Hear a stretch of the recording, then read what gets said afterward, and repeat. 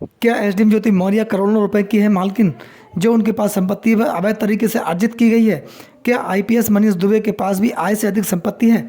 क्या आलोक मौर्य एसडीएम ज्योति मौर्य के पति के पास आय के साधन कम है? नमस्कार इंडियंस, मैं आपका दोस्त देवेंद्र पटेल अपना इंडिया से। आज के एपिसोड में हम आपसे चर्चा करेंगे एसडीएम ज्योति मौर्य के पास कितनी संपत्ति है और ये संपत्ति उन्होंने कहाँ से अर्जित की है, और क्या उनके पास इतनी संपत्ति इतने कम समय में हासिल की जा सकती है उनके द्वारा, या मनीष दुबे के पास जो संपत्ति है वो उनके पास वैध संपत्ति है। दोस्तों, सबसे बड़ी बात यह है एसडीएम ज्योति मौर्य के पास जो संपत्ति है, काफ़ी मीडिया संस्थानों के द्वारा भी ये बात उठाई गई, सोशल मीडिया पे काफ़ी प्रचलित ये मामला है और हाईलाइट रहा कि एसडीएम ज्योति मौर्य के पास इतनी संपत्ति कहाँ से आई।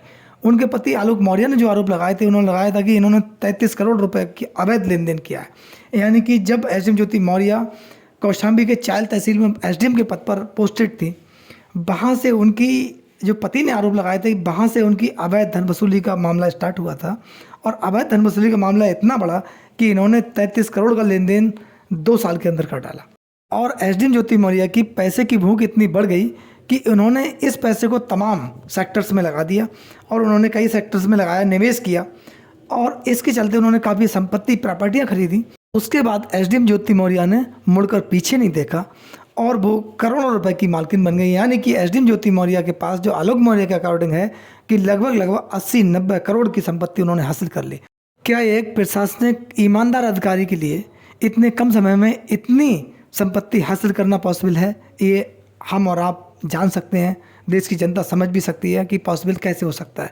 क्योंकि एक एसडीएम की सैलरी 70-75 हज़ार रुपये स्टार्टिंग बेस में होती है, और 70-75 हज़ार रुपये के हिसाब से लगा लीजिएगा आपकी इतने कम समय में और 8-10 साल के बीच में करोड़ों की संपत्ति, वो भी 80-90 करोड़ की संपत्ति पॉसिबल नहीं है।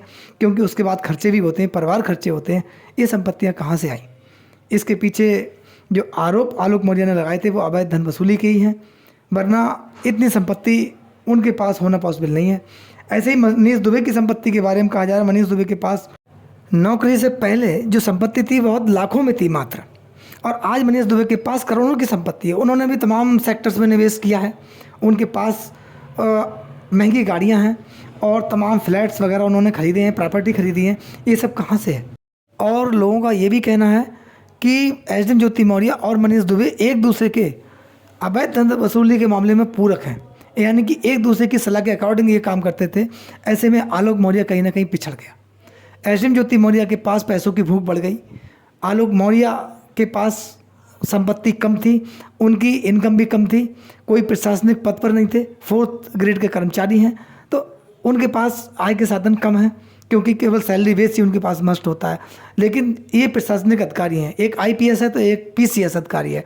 इसी बीच इन दोनों ने अपने प्रशासनिक अनुभव साझा किए, लेकिन वो प्रशासनिक अनुभव जो है वो साझा जनता के लिए नहीं किए, बल्कि भ्रष्टाचार, करप्शन और अवैध धन वसूली के लिए इन्होंने अपने जो अनुभव थे वो साझा किए। और इसी के चलते एक दूसरे के बहुत करीब आ गए और इनके बीच प्रेम प्रसंग, अवैध संबंध का मामला इतना बढ़ गया कि आलोक मौर्य का परिवार तबाह हो गया।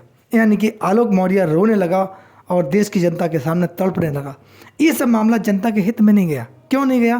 क्योंकि ये दोनों प्रशासनिक अधिकारी हैं, इनका कर्तव्य है जनता की सेवा करना, समाज सेवा करना। लेकिन जब सेवक ही जनता को लूटने लगे तब देश की जनता कहाँ जाए? ये प्रश्न है। इनकी संपत्ति कहाँ से आई? एक गरीब आदमी लाखों कमाने में अपना जीवन खपा देता है, इनके पास 8-10 साल के बीच में ही करोड़ों की संपत्ति हो गई। कहाँ से हो गई? ये इनसे कोई पूछने वाला नहीं है। ये ही आरोप आलोक मौर्य ने लगाए थे। दोस्तों, मनीष दुबे और एसडीएम ज्योति मौर्य ने वह कसम भुला दी जो उन्होंने अपने पद पर बैठने से पूर्ण ली थी कि मैं देश की रक्षा, सुरक्षा और जन सेवा करने का दायित्व निष्ठा से निभाऊंगी। वह बिल्कुल नहीं किया, उसका ठीक उल्टा किया। निजी स्वार्थ, निजी कारणों की वजह से इन्होंने ये सब कुछ किया, जो देश की जनता आज कहीं ना कहीं असहज महसूस कर रही है। इसका जवाब देश की जनता चाहती है। दोस्तों, आलोक मौर्य का परिवार बहुत एक सिंपल परिवार है। उनके फादर जो है वो जूनियर हाई स्कूल के टीचर हैं और रिटायर्ड टीचर हैं। उनका स्वास्थ्य भी ठीक नहीं है। माँ गृहिणी हैं और स्वयं 4th क्लास कर्मचारी हैं।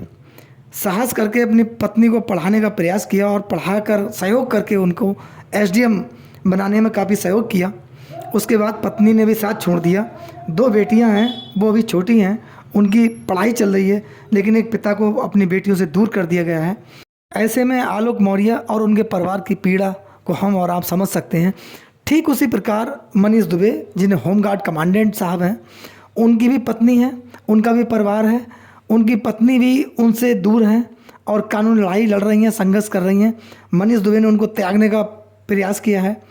तनु पाराशर का भी यही आरोप है कि मेरे साथ धोखाधड़ी की गई है, क्योंकि मनीष दुबे पहले से ही शादीशुदा थे, उन्होंने 2 अन्य महिलाओं के साथ शादी की थी। इसकी जानकारी मुझे नहीं दी और अब मेरे साथ धोखाधड़ी करके शादी की।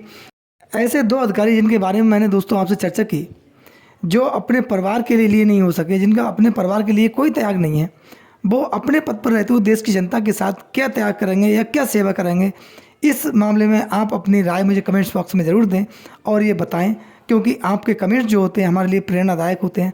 आपके प्यार और सहयोग के लिए आपका बहुत बहुत धन्यवाद। नमस्कार, जय हिंद, जय भारत।